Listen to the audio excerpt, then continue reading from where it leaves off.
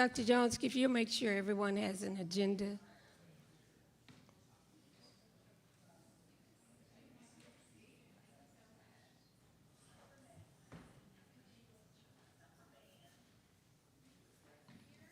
We know with traveling, people are going to be arriving, but they'll just catch up where we are when they arrive.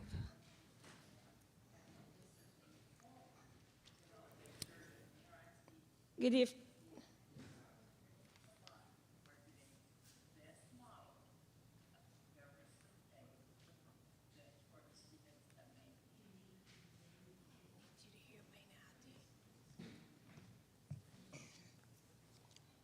Good afternoon. My name is Mary Thomas. I am the president of the Austin Area Alliance of Black School Educators, and we welcome you to the follow-up meeting with the Austin Independent School District. I'd like to bring up our host, the Archbishop, Dr. Sterling Lands II, who's the senior pastor of Greater Calvary Bible Church International. Thank you very much, Dr. Thomas. I extend to each of you a welcome to our humble abode. We're pleased that you're here, and we are looking for a very productive meeting. I'm going to also do the opening prayer. Would you bow with me, please? Dear God, we thank you for yet another opportunity to come and share in those things which are of importance to you, and that is looking in the future, the proper preparation of our children. Those things that we've attempted to do that have not worked as well as they ought, we ask that you would please give us another opportunity to do a better job. Bless each person that's here and bless this meeting. In the name of Yahushua HaMashiach, Jesus the Christ, amen.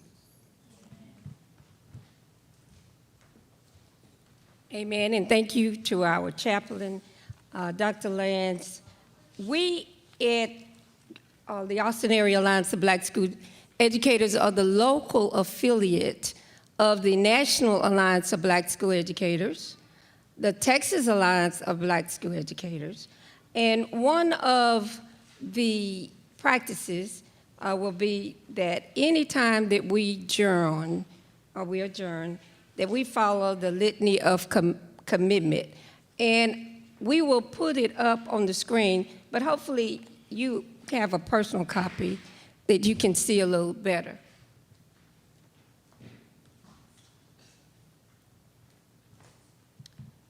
We dedicate this meeting to the qualitative improvement of education for African American students and to the collaborative support of African American educators.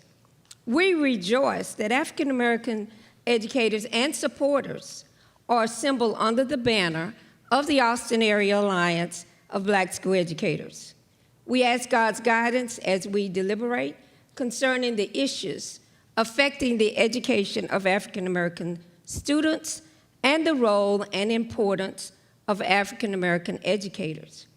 To the honor of the Black community, and to all those who share a responsibility in the education of African American youth, to the administrators, teachers, parents, and community leaders who are responsible for the quality of education for African American children,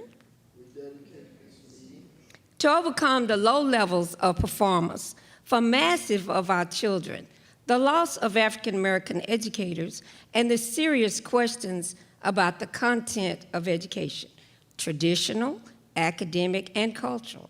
We raise our collective voices in our urgent demand for quality and excellence in education. To the call for new and extended independent African American initiative in education, to the need to redeem prior deprivations caused by slavery, segregation, racism, and poverty.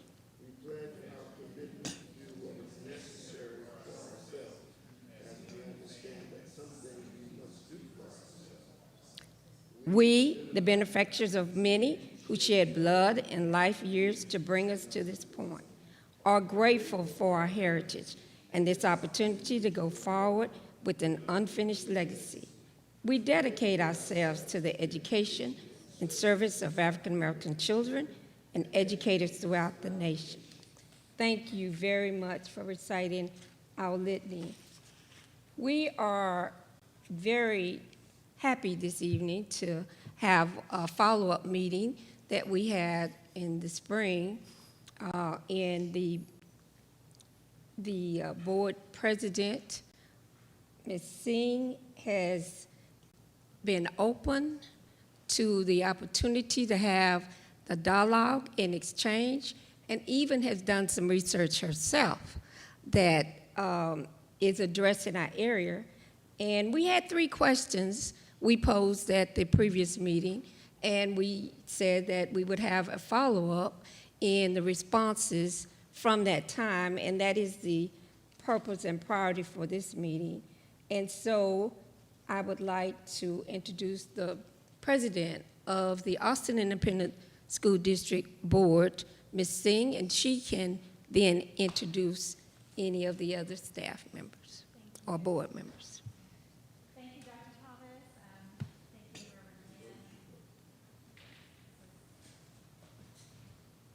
Reverend. Hello? Is it working? Yes. Okay, just making sure. All right, thank you all. Thank you for having us here. It's always a pleasure to be here with y'all. Really enjoyed the scholarship event that you had this summer, which was lovely to see how much you support our young people and are just so committed to their high achievement. Thank you for holding us accountable and engaging us. I really love the questions. Many of these are questions that we've been talking about amongst ourselves as well. So with us here today, as you know, we have our Superintendent, Matias Segura. We have our Board Vice President, Dr. Kevin Foster, and your District 1 Trustee, Candace Hunter, who I believe just spent the day in Manor training teachers. So thank you for being here. Okay, thank you so much. We also have some AAASBE members who are officers who are here and yet coming. Dr. Cornell Jones is the president-elect. You stand. And then officer, we have Dr. Sterling Lance II is the chaplain, and you have met him.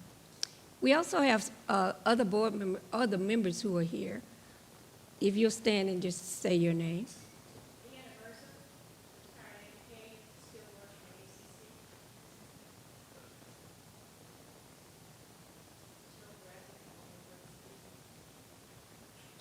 She's been a member for AAASBE since she came on the board.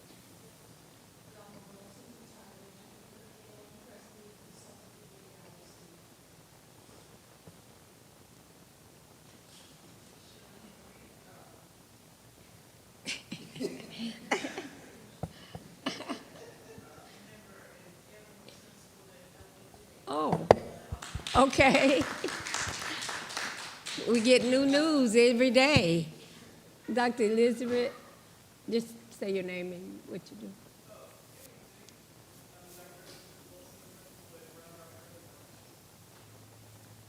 And Ms. Miller just walked in the door. Just stand up and say your name, and then we can see your beautiful face.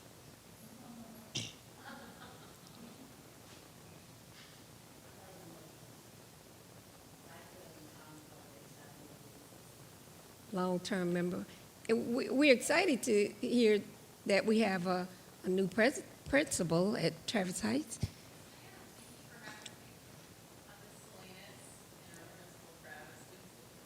Very excited to be here. Thank you so much. My professors got me in contact with Ms. Thomas. I'm looking great.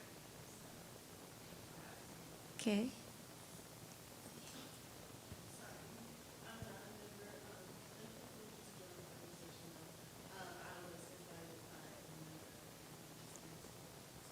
Great. Thank you, thank you. And we have many more members who are will be arriving. We won't stop to make the introduction, but we just kind of want to keep it to where we're intimately knowing one another. So let's get on with the questions. There were 3 questions that were asked and we're going to have one of our members to ask those questions.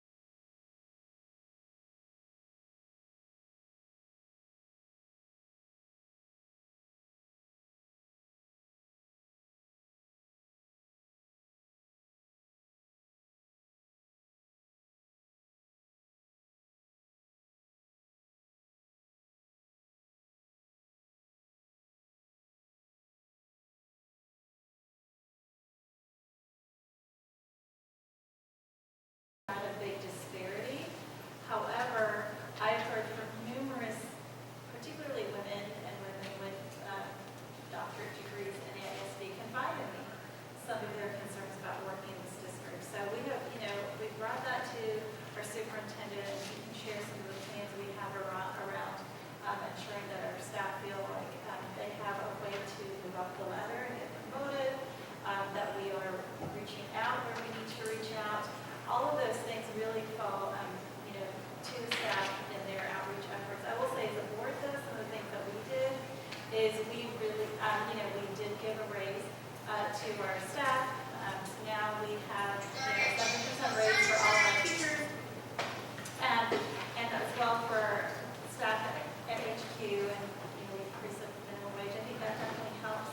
But what I'm really looking for is how are we ensuring that we are getting staff, that we are getting our schools fully staffed, particularly the schools in the east side. We want to make sure that every teacher, that every student in our Title I schools in particular have access to a high quality teacher. And so all of that is part of that. I think when you focus on ensuring that all our students, particularly those that historically had not gotten the services they need, when we prioritize those, that speaks to every staff member in the school. If we're prioritizing Black kids, then I think Black employees feel like they're seen and that they matter, and that we lean on them to help us make sure that what we're teaching is we're teaching culturally competent ways, that we're teaching things that are relevant, and most importantly for me is that we have really high expectations, and we hold ourselves accountable for those high expectations.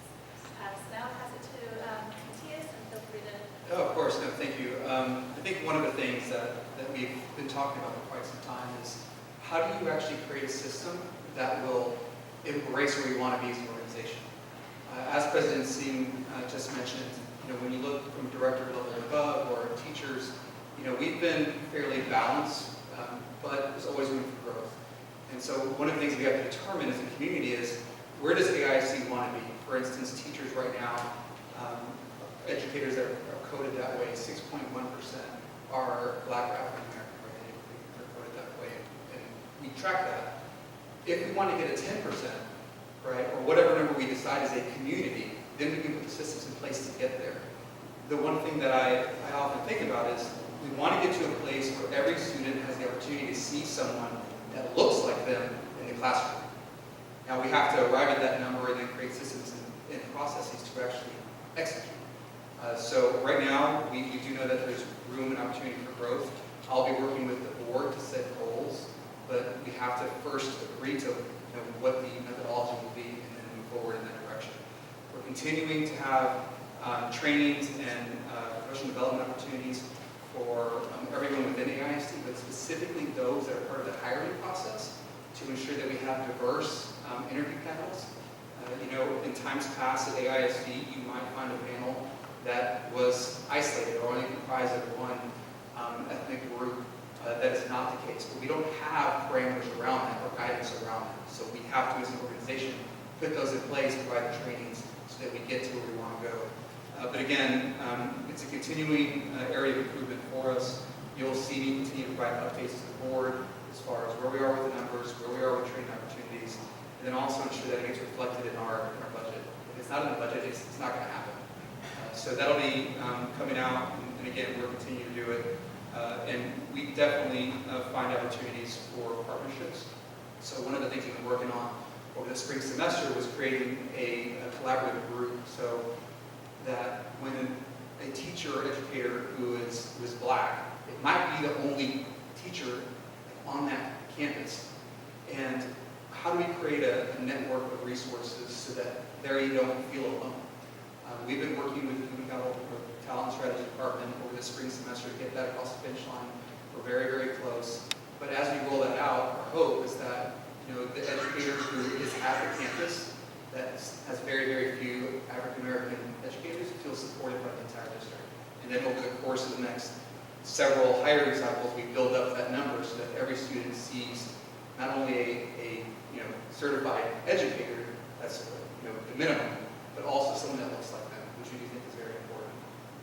And so we have those milestones and schedules that we can continue to work with you all to define and build them out as we move forward. Trustee Hunter, Trustee Foster, if you can answer that. Well, one thing that I think is important is that, let's say we have 6% of our population is Black students.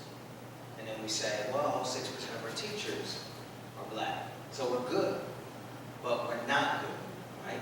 Because one of the things that's really important, this literally happened to me a couple weeks ago when I was given like a mock lecture for rising seniors coming to our college campus, like getting excited about college, showing what it was like. And I had 2 different young people that came to me, and one of them said that they basically didn't know there were Black professors. And that I said, well, tell me about your schools, K-12. They had never had a Black teacher. Never had a Black teacher. It shouldn't blow my mind, but I was like, this is crazy. Then another one came up, and we both ended up crying. She was literally tears in her eyes, and she said, my daddy's a preacher, and you talk like my daddy. And I never got to see teachers that are like my dad. And so both of these students were talking to something that we know. Kids need to see teachers that look like them. Well, if you have 6% of your teacher corps being Black and 6% of your kids being Black, they might go through the entire elementary school and not see that one teacher in the building, right? So you actually have to be, if you're going to be equal, you would do it that way. But if you're going to be just, you actually need more Black teachers, right? Because white kids, they're going to see white teachers. We don't have to worry about that. And if white kids, by the way, weren't seeing any white teachers, I would say the same thing. It's a principle that's evenly applied, because whatever we do has to be not just morally just, but equally defensible. So we're not saying quota, we're saying by principle, we want our kids to see teachers that look like them. In fact, we want our kids to be the rainbow of teachers, but especially including teachers that look like that. Look like that goes same for Asian kids, Hispanic kids, whoever.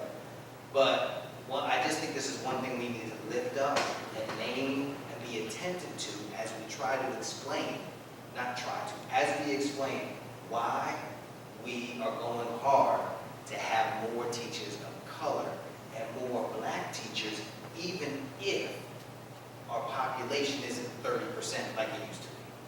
So I just want to throw that into the mix of the conversation. I'm going to ask for help. I spent the day working with teachers at a middle school, and I asked, there were 3 Black coaches there, and I told them I needed their help. One of the things I work with is called Ready, Set, Teach, and Austin ISD emphasis with Ready, Set, Teach.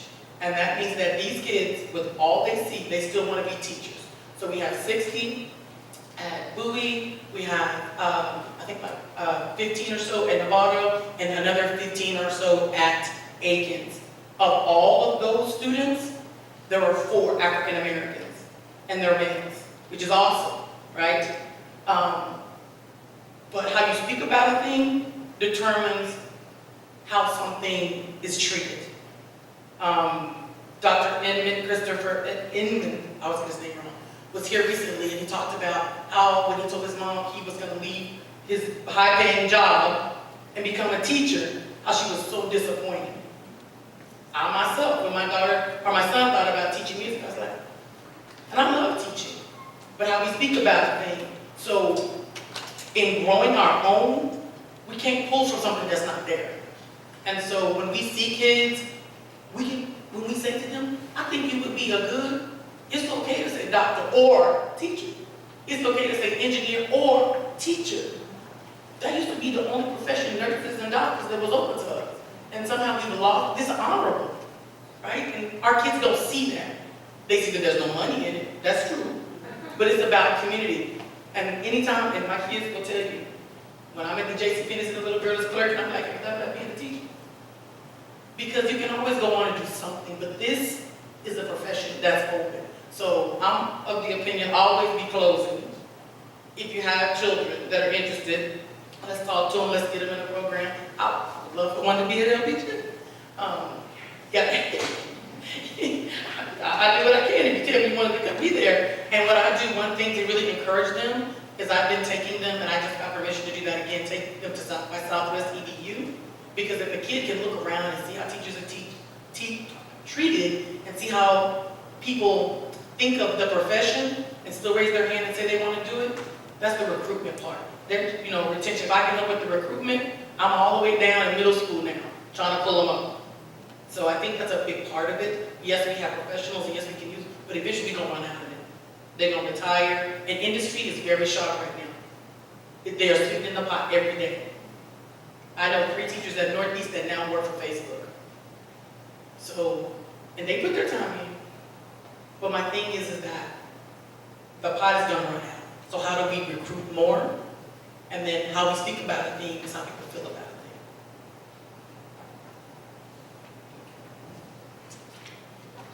Okay. Anything else you want to add? All right. Watch this. Okay, yes. Question number 2. I appreciate the answer.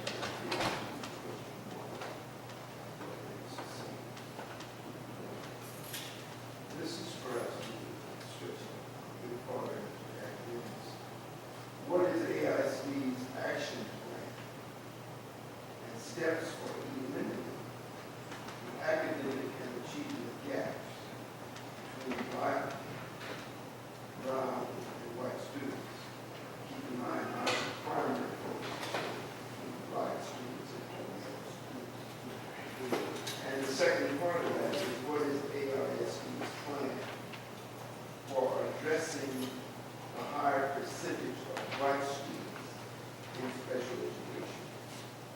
Black males disproportionately comprise a high number of total special education population.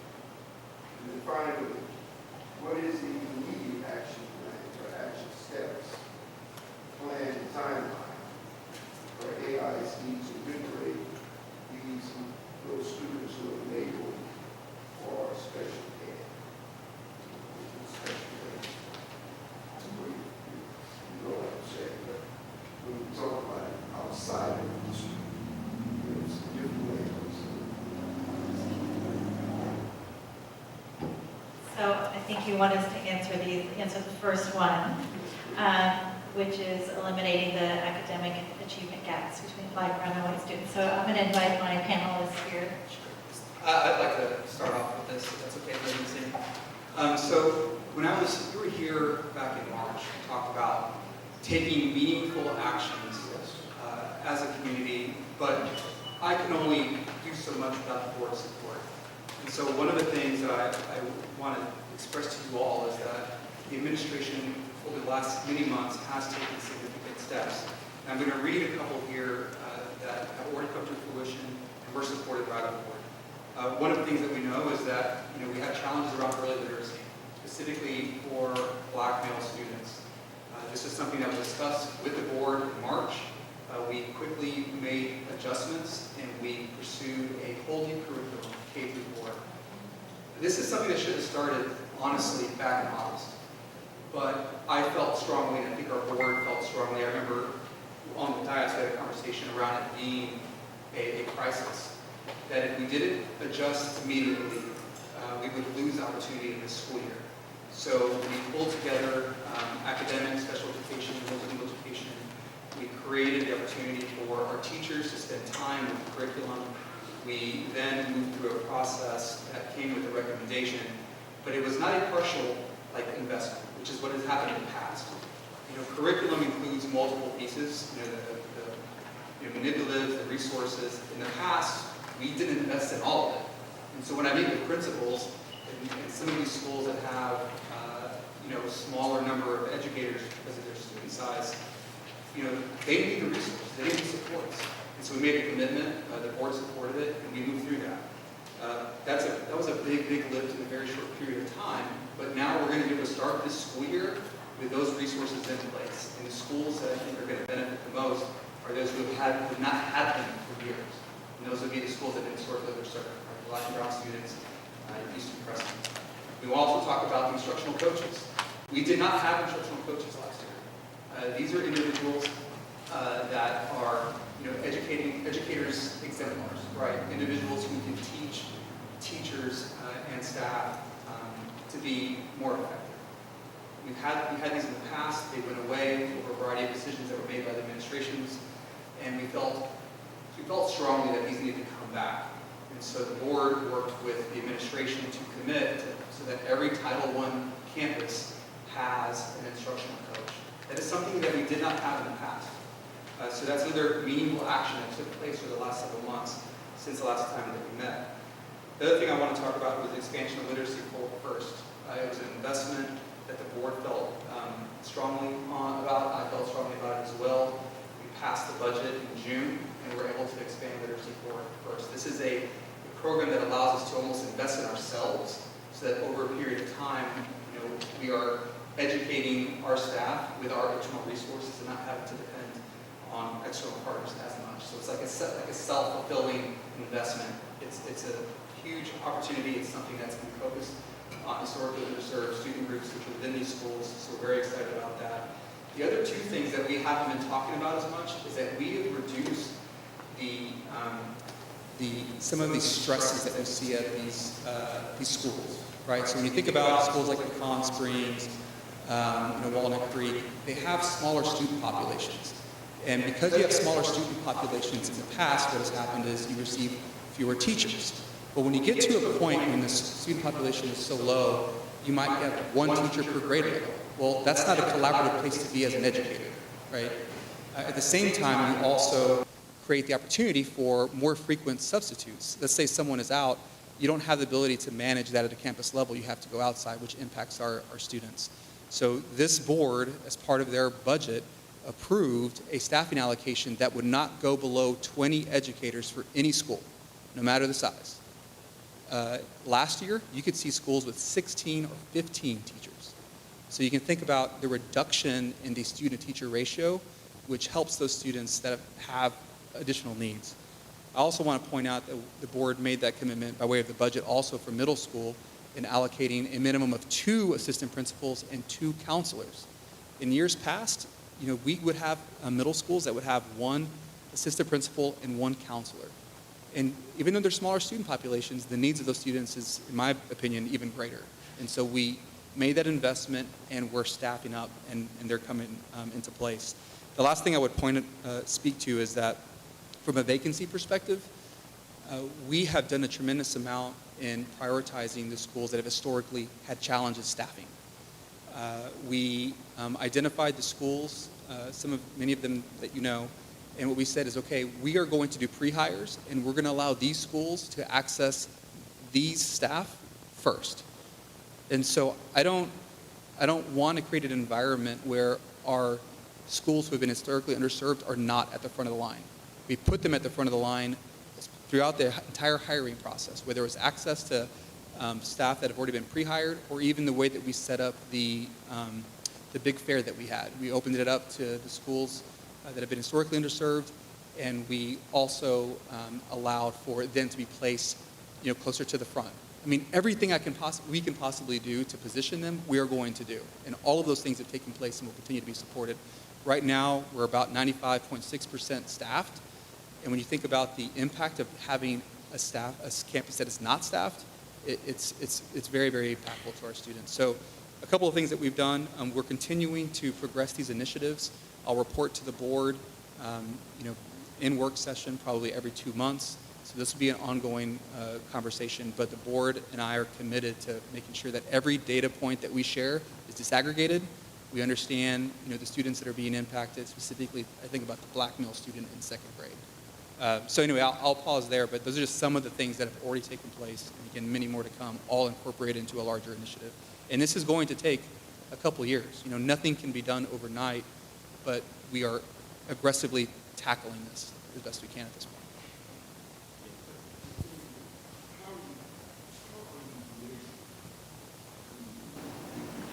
Progress and how as a tool that second, what is the standard that you reference to or say? One of the things that we have done in the past is we did a combination of using a tool, it's called MAP, and also short cycle assessments. One of the things that occurred over the last several years is that we were overburdening our campuses and over-assessing. If I'm constantly preparing for an assessment, I'm not spending a tremendous amount of time, in instruction. So we pulled that back a good amount. We worked with our board and our academics departments to get that, I would say, aligned better to the needs of our school communities. We do provide regular updates to our board of trustees. We have a superintendent's scorecard where we have goals and growth projections. So we do a beginning of year, middle of year, and end of year.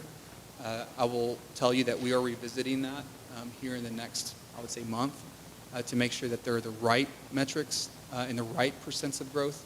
But we report to the board every, I think, 2 months specifically around student outcomes in this specific student group. We also do special education as well, but that's a tool we use, and that's how frequently we report.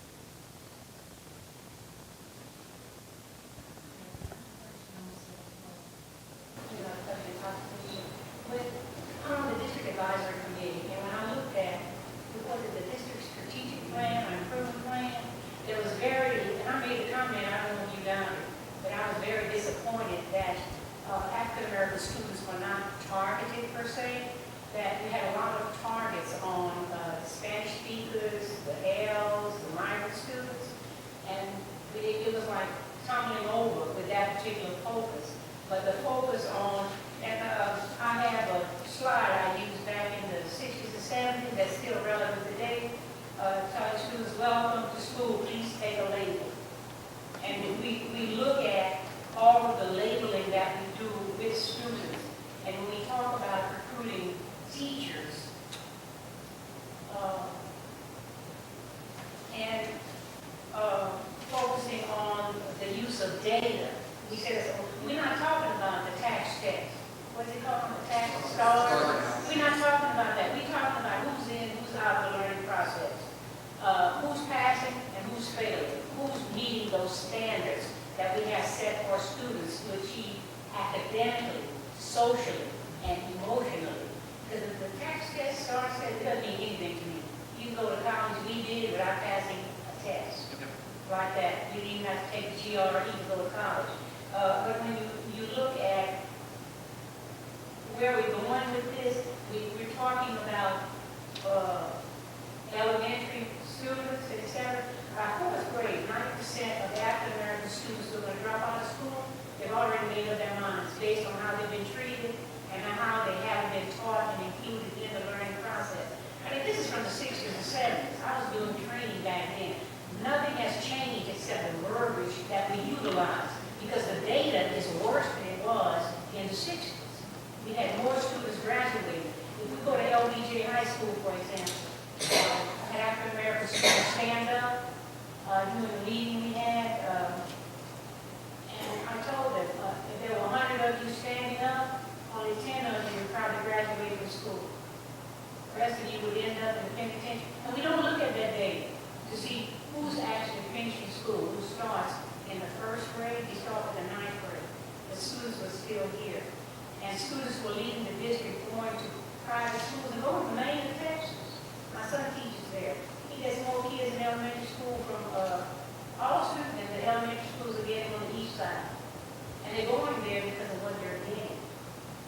And so I think we need to look at the labels we give to kids and the fact that we concentrate on, we're talking elementary, what happens in the elementary school. And it's one of the most important things that we don't realize. Dr. Mercer, I appreciate that comment. And one of the things that I would agree with you, the strategic plan is not much of a strategic plan. Now, to take the community back a little ways, the last district improvement plan took us through 2020. And then at that time, the administration decided to take on a strategic plan update with the board. It didn't get past a framework and strategies. So where we sit right now, we don't have what many of us would consider a true strategic plan. I will tell you that, the team up here, as well as other trustees, have expressed a desire to take that on and provide something that truly aligns with our values so that we're not having to question each and every decision, right? We're totally aligned. We think this is a value for our community. This is something we believe in. Well, now we can see it matriculate into the, move into the budgeting process. We can see it move into the hiring process.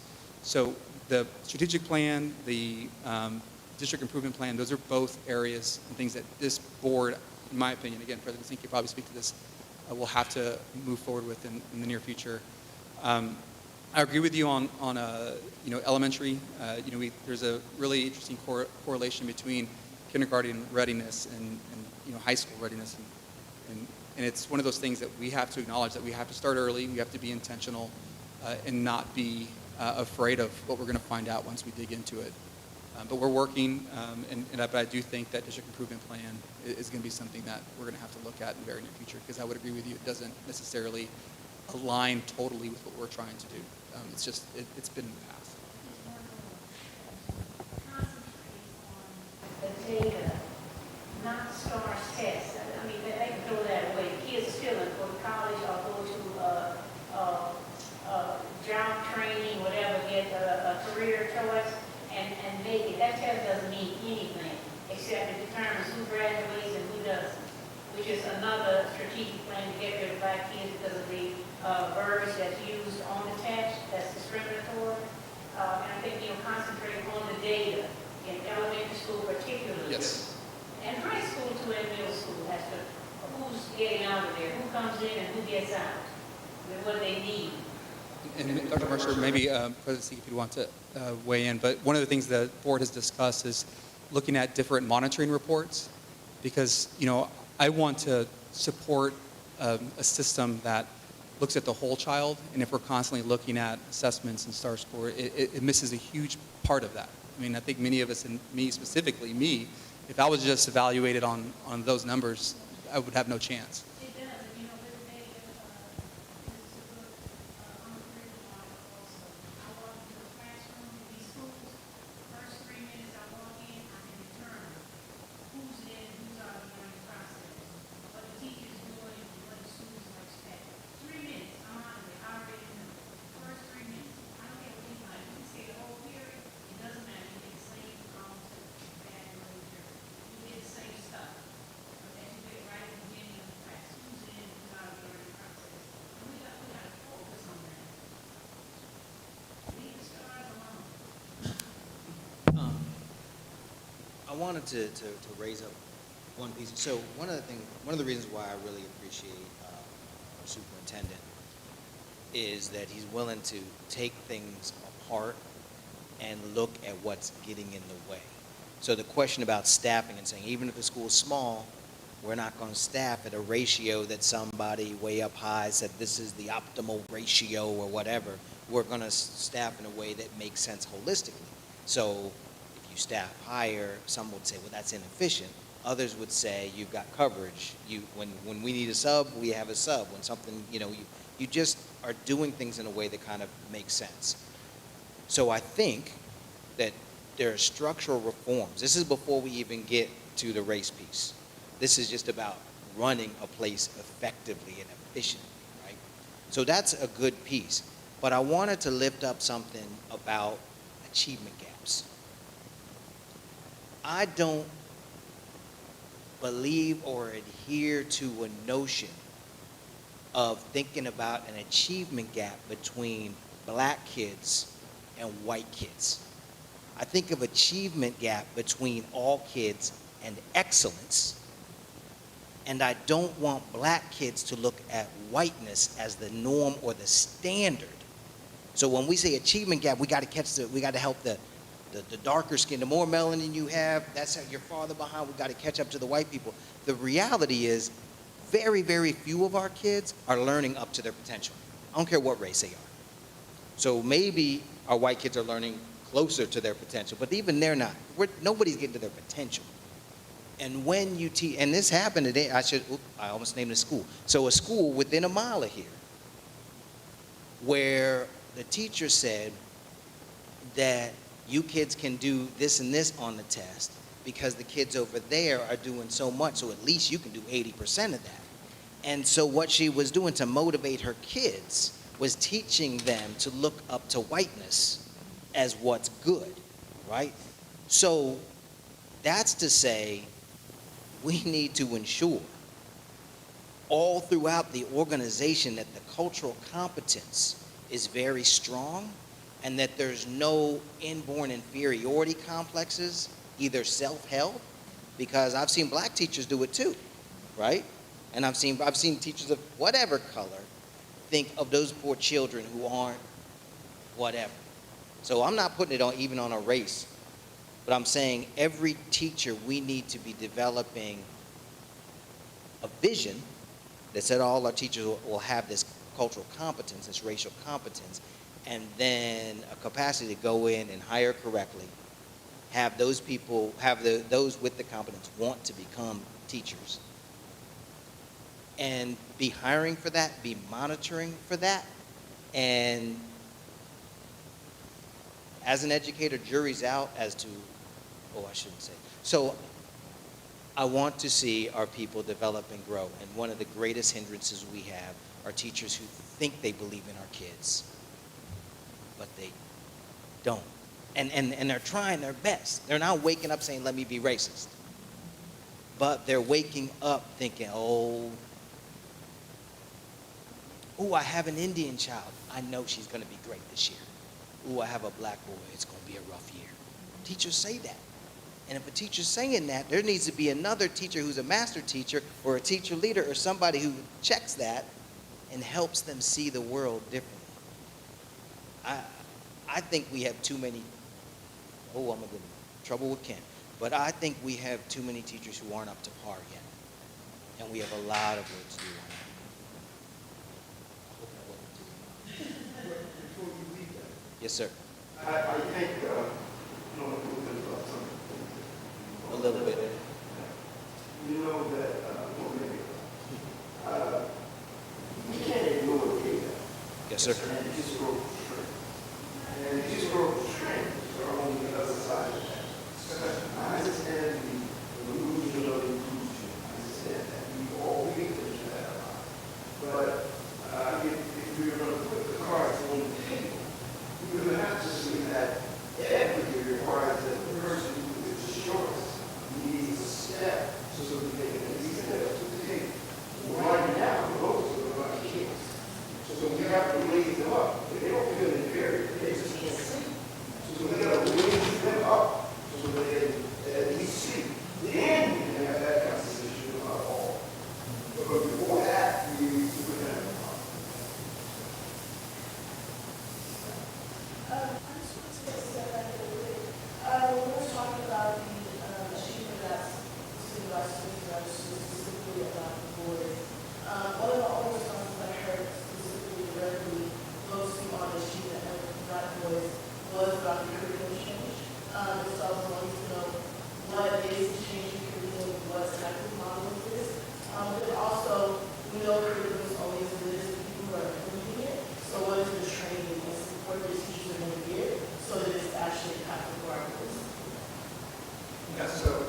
training side, we started, again, to move the system. We brought in instructional coaches early on in the summer. We got in front of our principals, assistant principals. We brought them into central office, provided training. Our academic team put together a whole curriculum, well, I would say professional development opportunities over the course of summer.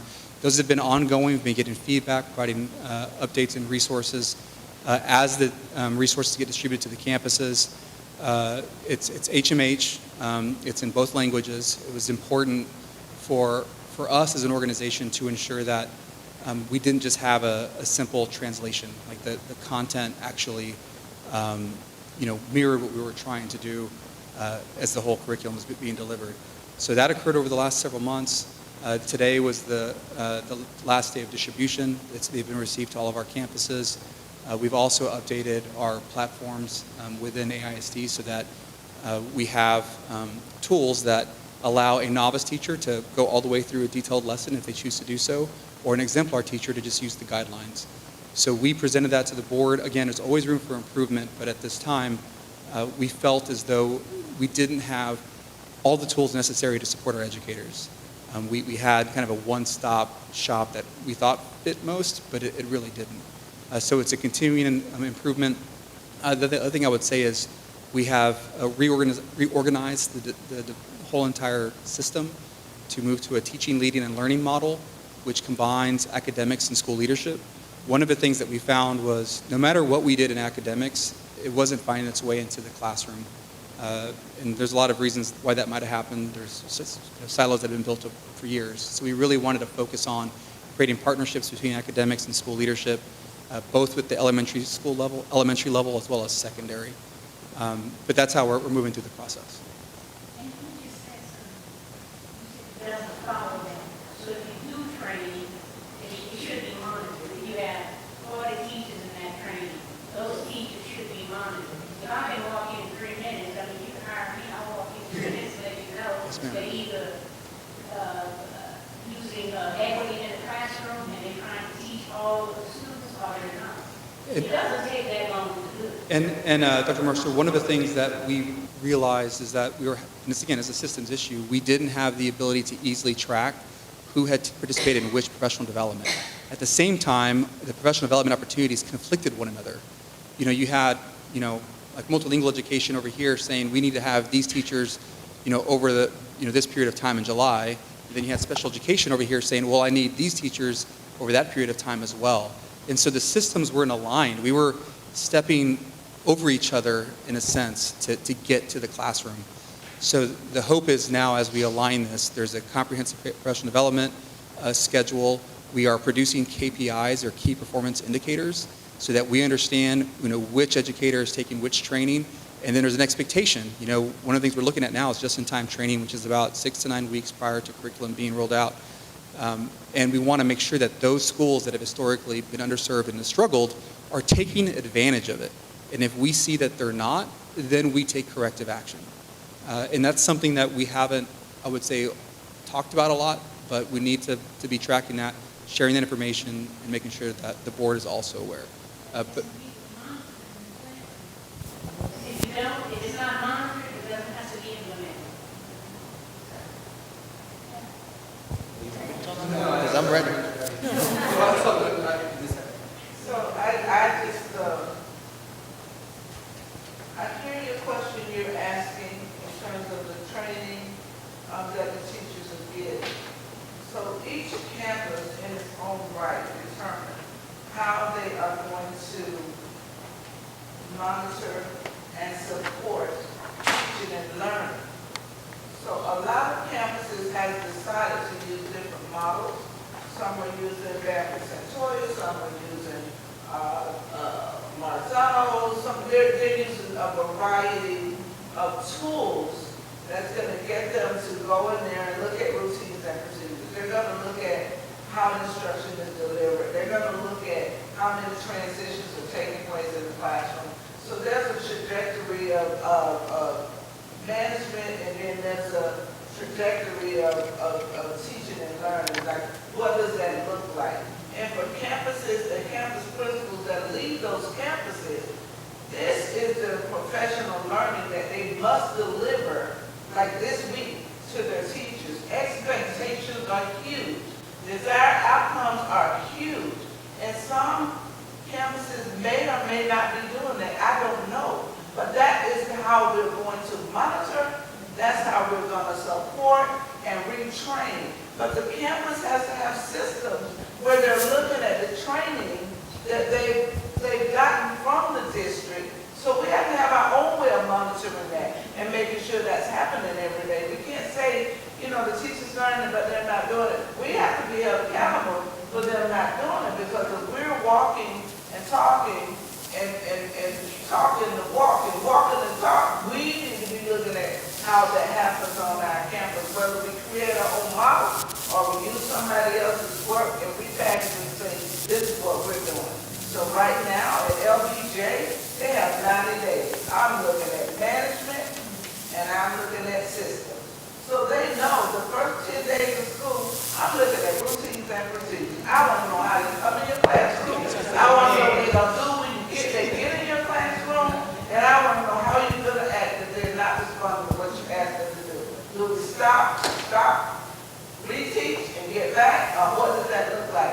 So you have to have systems campus-wide to monitor what they've taught and learned and how they're going to bring it back to the campus and actually deliver. So that is really important. So training maybe need to happen with leaders on how they're leading and how they're monitoring on their campuses. I'd be happy to share that with my ECHS ladies.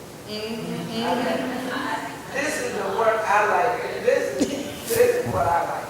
Now, this is my jam. I'm sorry, I'm not on the camera, but I'm just... Come on, get a chair. I'm just going to sit back and I'm going to be quiet. I got the mic to say amen. That's all I want.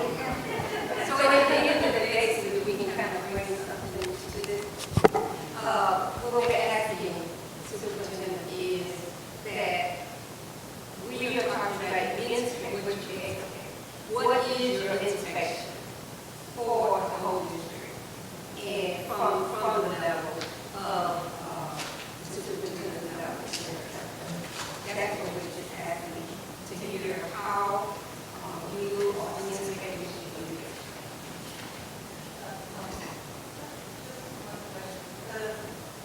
In this room, we know we have a lot of talent, and I think we disagree.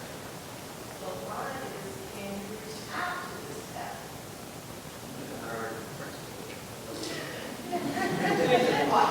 Which is why it's a character. Exactly. So we have the talent. We have action plans, and I said the last time we came up with a 10-point plan, nothing that happened. So the talent is here, but we don't use it at all. And the district has had horrible professional development. It's always been wrong. So that's nothing new. So you step it up. But I think that we've heard enough, and it says that we can reach out to the talent and come up with something that will move our kids forward. But the one thing that I didn't hear that she spoke of is how are we going to move our boys forward? I didn't hear a response to that. So, how are we going to move the boys forward? You don't have to necessarily tell me now. But with the talent that we have in this room, there's an answer to that. So, mine is reach out to the talent in this room, come up with an answer. This will not make you a part of the superintendent. It will not make you part of the board. It definitely not make you a part of it. But the National Bureau of Standards is the National Bureau of Standards, so that everyone else can at least bring their amendments to that point and know that it pushes and push. That's why it's not. So what I meant by not being proper, it would not hurt you since you don't want to get or it wouldn't hurt you to consider standardizing across the district and allowing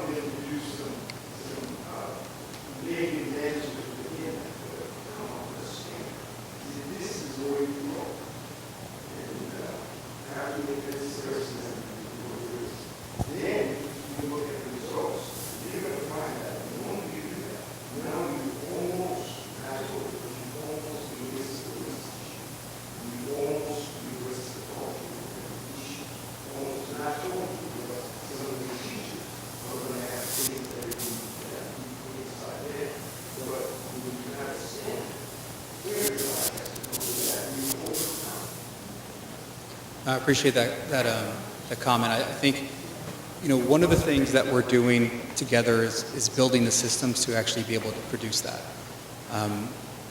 As Sheila had mentioned, there are things that have to occur within the administration to provide our school communities with what they need to be successful, but at the same time, it has to be tailored when appropriate, given that community need. So just recently with K4, the curriculum redesigns, those are things that are district-wide. This the question becomes, how are you going to monitor, how are you going to show progress, and then what are the expectations that are going to be set? Because we want to set high expectations. That is, we're going to be relentless in that pursuit. What are we going to do if we don't get the response within the schools that we need to? And that's the tough conversation, right? And that's where I have to hold the system accountable. And I will tell you that is one of the challenges that we will have as we implement. We're going to see it also with the special education inclusion model. Just honestly, there are schools that have 33% students identified as needing special education services, and that's because over a period of time, hubs were created throughout the school, over the decades, right? And so we have that in the school district. Well, you might have a school right next to that has an 11 or 9% special education student population. And so when you think about it, okay, well, you can expect those students to have different outcomes, right? Just statistically, you're going to see that.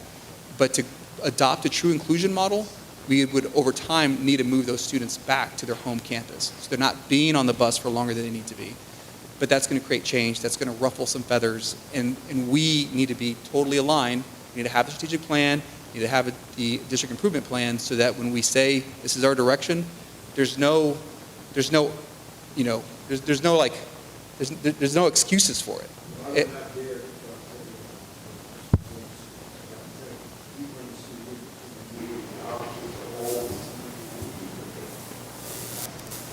Lots to learn from you. but that point that you said fire them, right? Hold them accountable. That is, as a system, that is the thing that we have to work through so that everybody gets comfortable holding each other.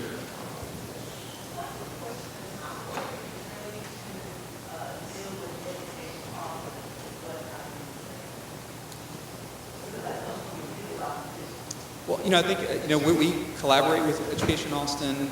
They're a consultation partner. We have worked with them to do a lot of really great things, including compensation increases. I have been in the district long enough, past 5 years.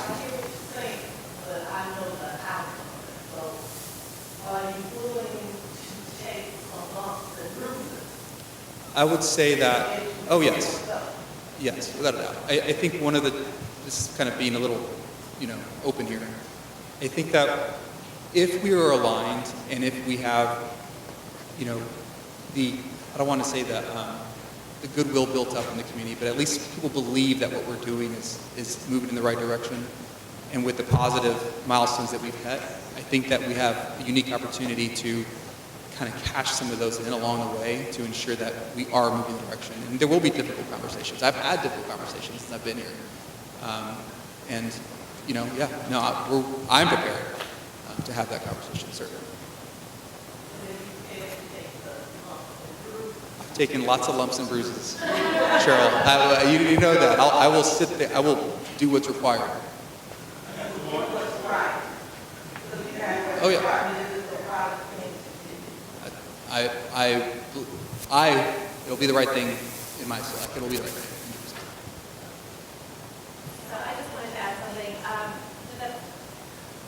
I think when we're looking at student outcomes, let me go back to how do we know if we're being successful? And I really appreciate your question. I've actually heard of evaluator, but treat life by profession. That's what I do. So inputs, outputs, outcomes, like that's my jam.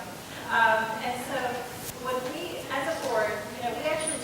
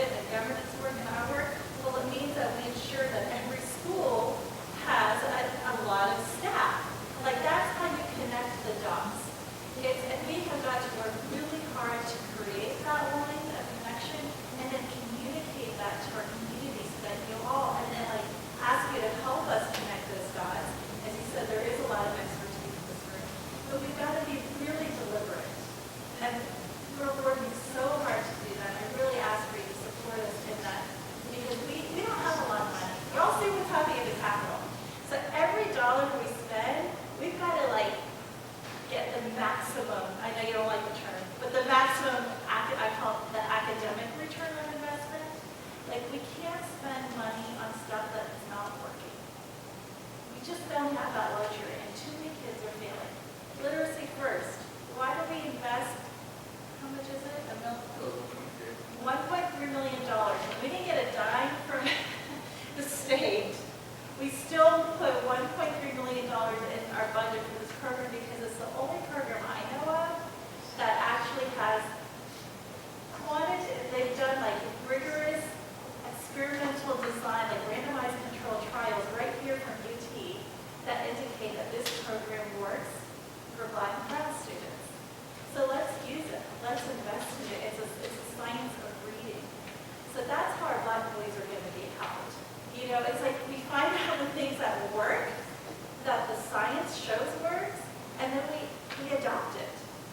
Like AISD did this a long time ago, and we were a pioneer in offering pre-K before the state required it. That's one of the reasons I ran to be trustee for this district, because I saw that AISD has a potential to do things differently.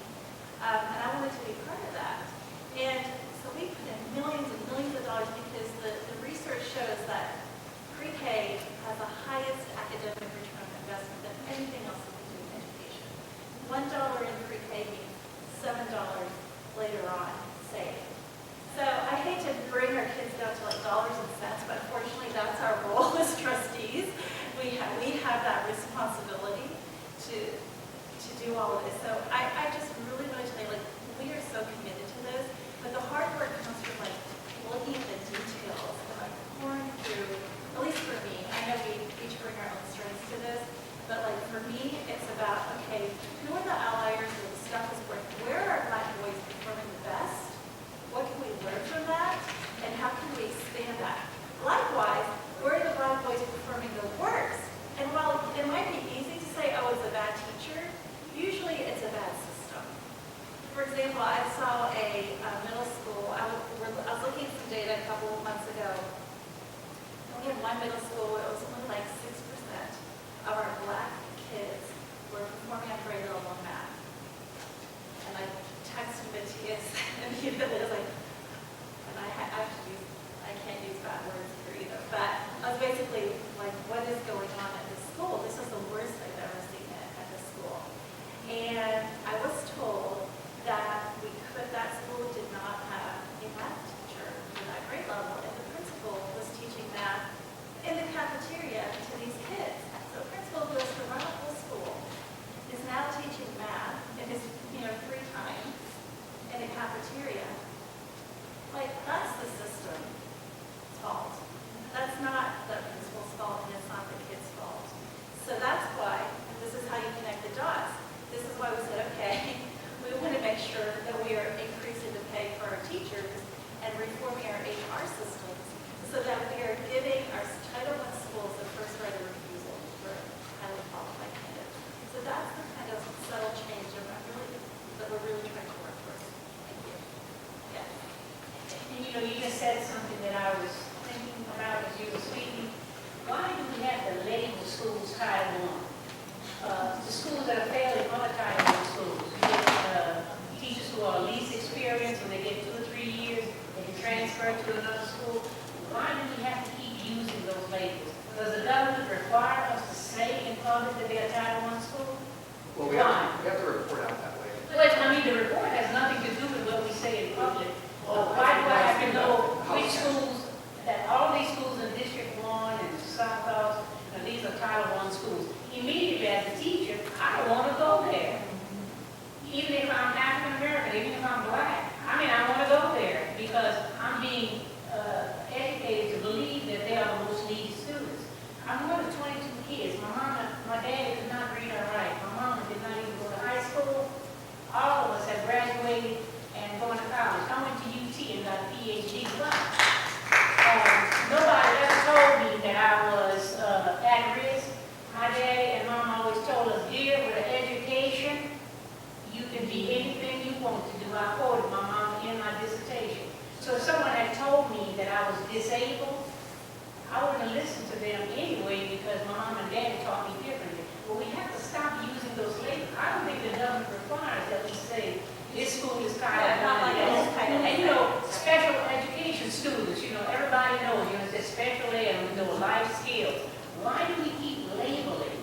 Labeling is disabling, and you let me know as a student that I'm not capable. And I don't think the government requires that we do that. But it's done because it keeps white kids from going to the school. And when they move into the neighborhood, they transfer out. And then our transfer policy at AISD needs to be passed. Because we let them, you know, move out and not go to the schools because they know it's Title I and it's not a good place for their children.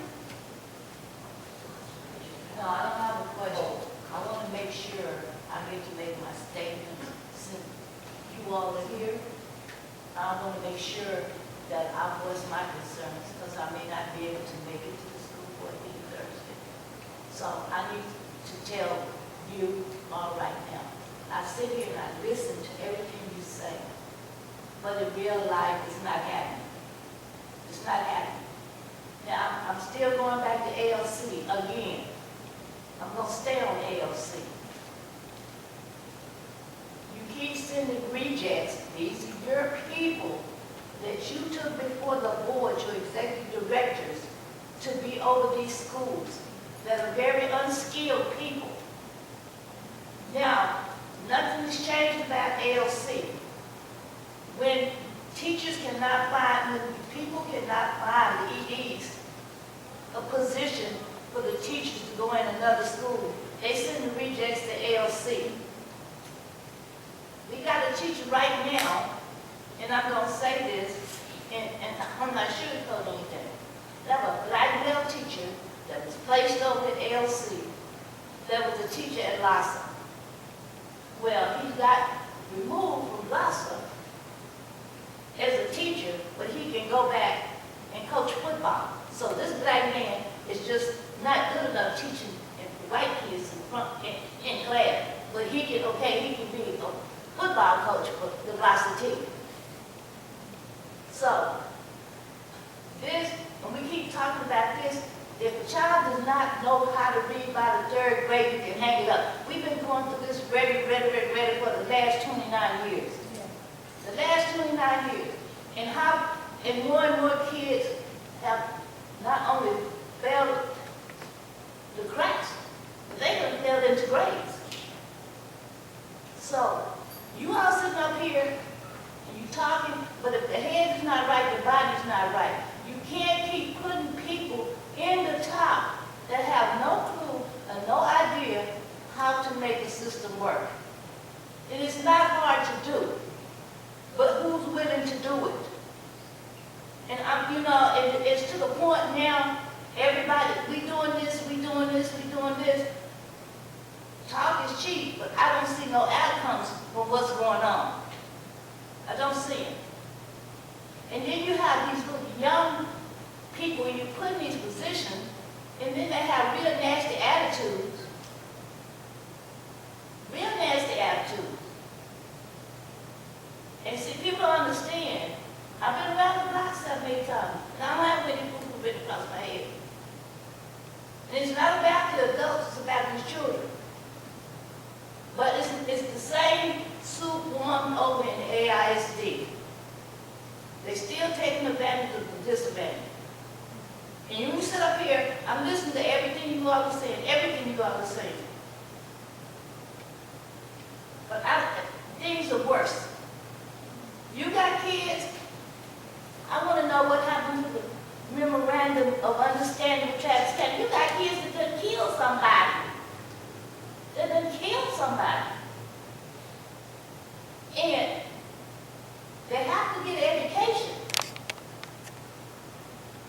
But you have kids that are not supposed to be in the general population at ALC, but because they special ed, and that AEP doesn't have the resources for them, they put them in the general population with the children over there. I've been talking about this for almost 4 years now. We have not restructured ALC. The kids don't do anything but sit in the classroom for about 7 hours, go to the gym. They haven't had drug counseling, they haven't had a fine arts class, they haven't had a restorative practice. And you can sit up and say restorative practice, everybody can't do restorative practice. Everybody cannot do restorative. Everybody can't be a teacher. Everybody can't be a principal. That's a calling. That is a calling. Everybody can't do that. And nobody's holding nobody accountable for the positions that they have been put in to do. No one has. So everybody's talking about something, and like I said, when I hear on the school board meeting one night, they got to find somebody to teach African American children how to read. That did it with me. That did it. I'm not gonna never forget that one. I'm not gonna never forget that one. And then you got this person sitting up here as the executive director or something. I'm confused. I'm confused. Then you have an executive director that was a principal that was trying to send dice skill students to ALC. This is the kind of people you want to be over principals and things. So don't come to me when you care, telling that you care about kids. I can't tell. I'm looking at all these people that have made executive directors in the school district. If that's the case, I could go be one. For real. So, and I don't know how many black students are at Garcia. So I wish somebody tell me how many African American males are at Garcia. Does anybody know? Candy, Ms. Hunter, do you know? Because if you have 10 black males at Garcia, if you have 20 black males at Garcia, and you talk about how wonderful they're doing, out of the 20, how many are doing wonderful? How many have we left behind? How many have we left behind? You have 20, so you want to tell me, out of the 20, 5 doing marvelous, or what are we doing with the other 15 over here? And then by the time they get to LBJ, they can't read, or reading on the second grade reading level, but they're coming from the great school of Gus Garcia Middle School. So, it is what it is. So we put all these emphasis on Gus Garcia Middle School, but let's look at the data. Let's see how many kids in their freshman year at LBJ reading on reading level. Let's look at that. So we talk about all this stuff, but let's face reality. What's really going on? What's really going on? Thank you, Ms. Miller, which you actually have gotten us to question 3. That is the whole premise of that question. So I know Dr. Thelma Wilson is going to ask it, but you've already set the stage for us to have a response. Words right out of my mouth.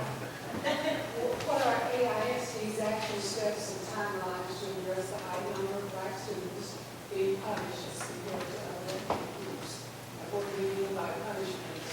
More office referrals, more suspensions, and more assignments to AISD's alternative parents. Why such high disparity? Yes, appreciate the question. Ms. Miller, we've had conversations around this. I will tell you that for a period of time now, I have wanted to pursue a reimagining or complete reconfiguration of AOC. It's something that didn't necessarily kind of come to fruition, I think, because of the disruptions that you saw in leadership over the last several years. But it came up in 2020, it came again up in the long-range planning process that we just went through. So for us, there are a couple things, right? The first is that we have to put a system in place that holds principals accountable, and we're scrutinizing every referral, right? There are referrals that are automatic, right? We know which ones those are, but there are also many that are discretionary. And so where do we see trends where students are being referred at a rate that isn't in alignment with their values? Oscar Adams, he fills that role currently. He is the person who works with our principals to ensure that every single referral that comes up gets scrutinized. We do not want to put a student in ALC unless we absolutely have to. And I will tell you, you talked about pushback. There have been times when principals have pushed back and said, you know, I've now made this referral 3 or 4 times, why is it not getting addressed? And that's where the professional development needs to come in and coaching. So we are going to be looking at doing something quite different with ALC. I have to work with the board to put a plan together. It's something, again, that we talked about. I mean, back when they were at LC Anderson, and then we moved them to Anita Coy, we made that change overnight. I don't know if you recall that, but it happened. We put a student group in a facility that really wasn't made for them. And so when you think about just the lack of attention and thoughtfulness around what has happened over the last many years, we have actually to correct that. Now it's going to take a little bit of time, have to get the leaders in place and the system in place to do it, but it is a focus of mine, and this morning I've had that conversation. Also, just so everybody's aware, it is looking at the board monitors. It's part of District Scorecard Goal 7. Over the last several months, we have done a couple different things. In July, we had disciplinary training for all campus administrators that we talk about what it looks like and the impact when you make a decision like that or recommendation. All by August 4th, all campuses are required to complete a plan to address disproportionality. So if you see instances where referrals are occurring at a rate that isn't consistent with our understanding of what should have occurred, we're going to create an opportunity to have that conversation with the executive directors. We're going to monitor on a monthly basis. That discipline data will be discussed at senior leadership, and also members of the board. And then some members of the African-American institution data will be shared with campus administration as well. We're not going to be able to improve what we don't track. So now we're creating a system in place to track it, to be honest about where we are. The one thing that does give me concern is some of the recent changes with the state legislature and laws. There are some things that have come out that may make it difficult for us to maintain low student populations at ALC.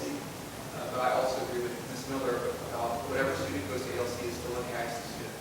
And we have to support them, provide programming. It breaks my heart to know that some of the fine arts and athletic programming doesn't exist there. I don't know what it could look like because of how the students come in and out, but we can do something. Let me stop you. Let me stop you right now, please. This is going into the board meeting. I've been on council logic committee at LC for my 8th year now. It's not hard to figure out how to reimagine alternative learning center. And you're talking about going to the board and all this, blah, blah, blah, this. But it's the community members that know what needs to be put in there, and I'm saying again, but this district will not allow people in to work with the students that can change their lives. They will not do it. And it's not a hard, big deal. And because you moved from LC Anderson High School, I was there, because they sent my grandson there twice. And down at the other one, so I know, that's why I got involved. I know how it works. And it doesn't take a rocket science, and it doesn't take a data research, it doesn't take all of this. You almost have to live the story that some of those kids are going through right now. And if you don't have the people that can relate to them kids, that have a similar story, or some similar lifestyle, then it's a no-brainer. But if the head is not right anywhere, if the head is not right, the body can't be right. So we need to stop all this rhetoric. Talk is good, but action speaks louder than words. Talk is good, but action speaks louder than words. So I understand what you're saying, but we gotta stop talking. Because I think they're getting worse, not better. And sometimes you got to get people in these positions that actually have that calling, and you can't put a lot of work on one person that has that calling. And then again, you have to put the right people to be over these. It's just like the satellite council, like Gardner Gas, like the Phoenix House, like Austin State Hospital. You have to put people in there. Well, the Phoenix House, we don't have to worry about that because none of the rich kids go there.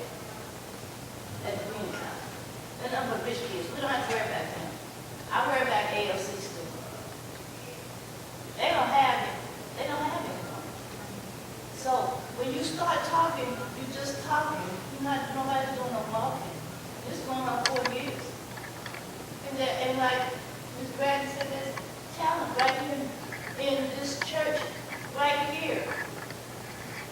Right here, that can make a difference. But we must also start, like you said, pre-K and elementary, because by the time the child gets to 5th grade, you can hang it up. I live in the neighborhood right now. I got 5th and 6th grade, but they haven't started writing pre all over things. They already start back in games and things. So, I'm just letting it know. Something needs to change. Okay, go ahead. Are the kids that are going to ALC, they can benchmark to see exactly where they are, reading level, math level? Are we just sitting? Because I'm normally that the active is going to be correct. And in some cases, you act up because you want to be a challenge to be in the game. So my question is, when they get to ALC, is there some type of benchmark to see where they are? Are they there because they're reading on the secondary level, they're in middle school and high school? Are they there because they're actually at a high level and they're not being challenged where they are? And then from school to school, are we benchmarking kids to make sure? We have a tendency of doing that. Kids who come in the 9th grade, especially at a school that has been designated as a priority one. And we all put them in the same reading class. They come in and we're thinking that they don't know how to read. We don't follow the benchmark to see if they're reading at a higher level, at a lower level, or they're reading at elementary. But they all come in and have to take the same reading program. So are we benchmarking them to see exactly where they are so they can be taught to where they are? This is Riley. So let's say that students are gonna, that we have within the district, if they're coming from a home campus, like a high school or, or secondary school, so they would go through and be assessed in a way that like a student would be assessed. The question I think what we want to focus on is the conversation occurs before they get placed in ALC, which is where Oscar works with the principal and the executive director to determine, what are the students' needs? What is the issue at hand? Are there opportunities to support the student in a different way if they need to the space? I don't recall the specifics of the framework of that conversation, but we do have it framed out to provide that later. But that is where that conversation is going to take place. So there's some intentionality, there's some thoughtfulness around what the student needs if they move to the space. But that's how we currently do it. It's before anybody actually moves into ALC, unless it's automatic, which is obviously out of our control. It's governed by law. So then it comes back to other than how do you know? Well, so it should be occurring at the school that they come from. And when we do assessments, they work with the executive directors and their school leadership team and teacher leading and learning team to make sure that the assessments are provide the same things that we provide to the board. So do we know it's happening? Well, we report on it. I mean, it's happening. I want to Are make you sure it's happening? Or you been told it's happening? But do you know that it's happening? So I haven't been in those meetings. I've been in overview meetings. I believe in the team that's executing. I get updates from Oscar Adams, executive directors regularly. We report out to the I'm not board. just talking about ALC, I'm talking about schools in general. ALC and then schools in general. Because you said about reaching the people that go to ALC, but then you just don't have those, you have other kids. So. Yeah, and I think what you're referring to is an area for us as well is the key performance indicators. What are we going to track to ensure that what we want to happen is actually happening? I'll tell you right now that I'm working with the senior leadership team to identify those things that we are going to track with precision. This is perhaps one that I can expect to receive from the teaching leading and learning team. But no, we have the ability to track. Historically, we haven't tracked it in that way, at that granularity, but that is an area of improvement. But I have been in meetings that communicated that it's happening. So let me go back and see what I can provide. I need some clarification on what Ms. Brad is actually asking, so that but get a good understanding. Say your question again. You say, are they being benchmarked, just not the kids in ALC, but the rest of them? Tell me.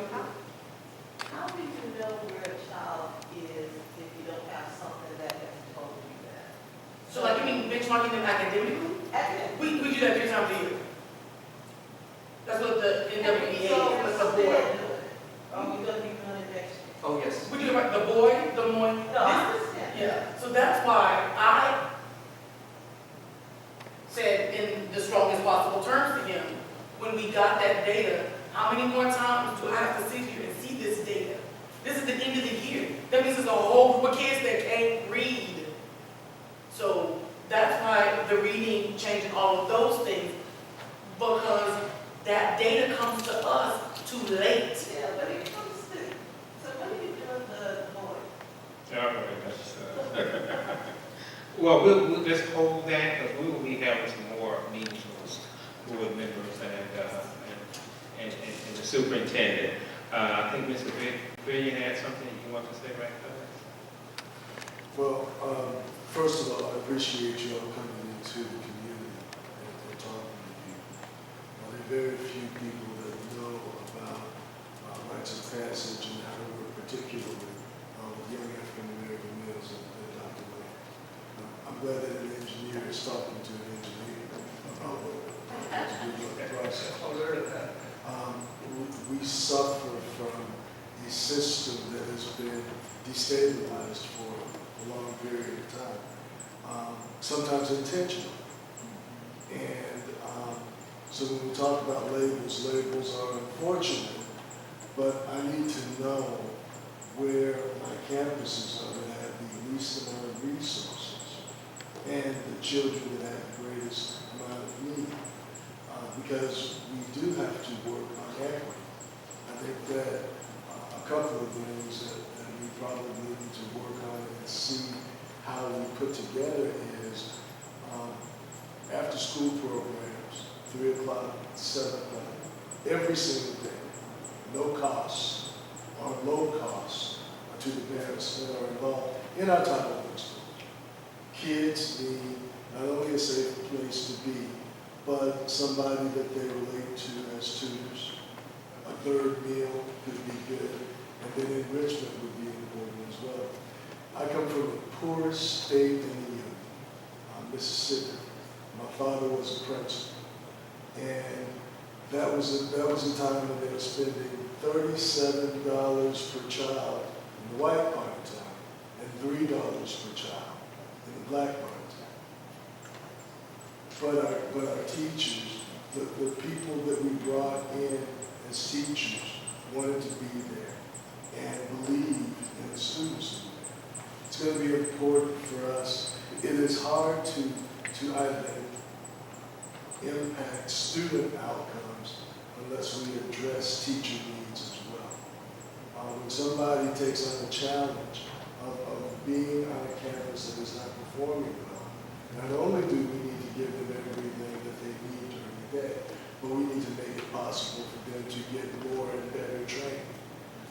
Whether that is just-in-time training, whether that is paying for their master's degree. At one time we did that because we knew there were disparities, we knew there were inequities, and we knew that investment was the only way to get that done. Now, I realize the time that we're in.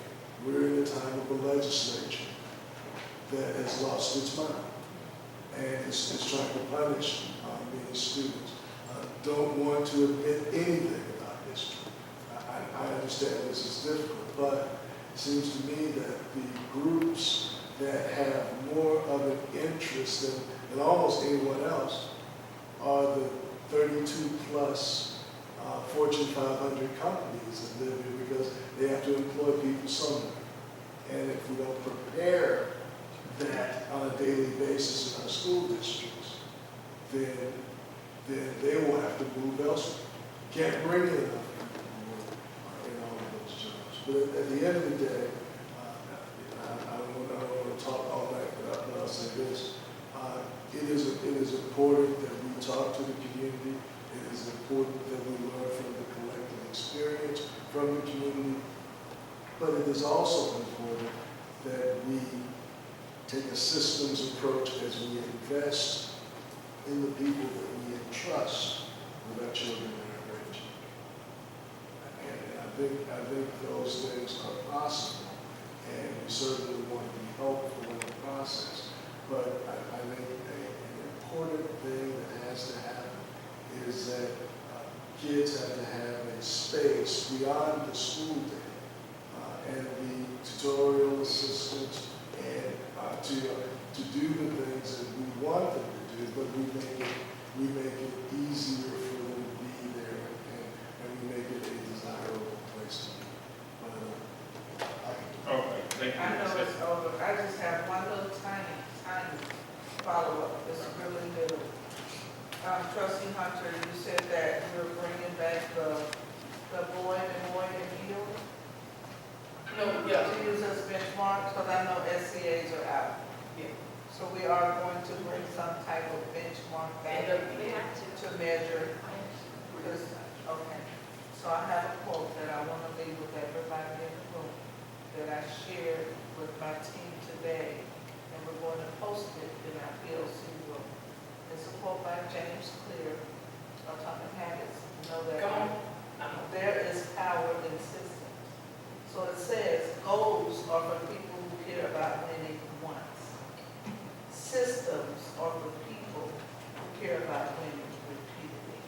And that's who we are. We want to win repeatedly. So thank you all. And I know we got to just close up real fast. We have 2 questions that we'll be asking you next time. Ms. Bradley question, and Mr. Big question about systems and structure.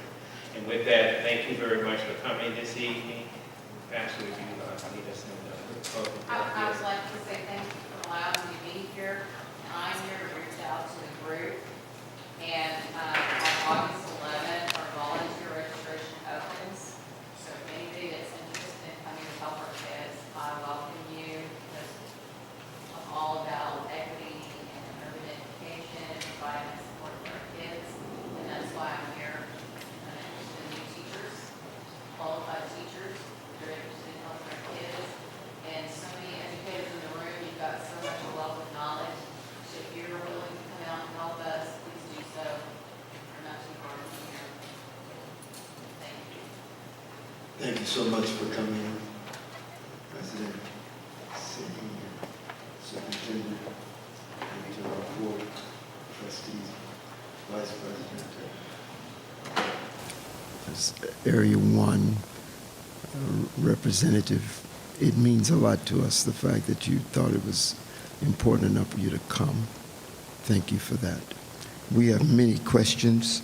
We also have some answers, if you're ever interested in them. We believe that there are some things that we do that work quite well. Can we all stand together?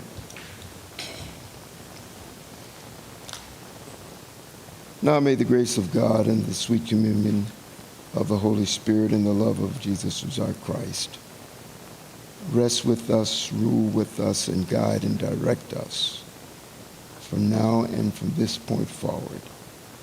In the name of Yahushua HaMashiach, amen. God bless you.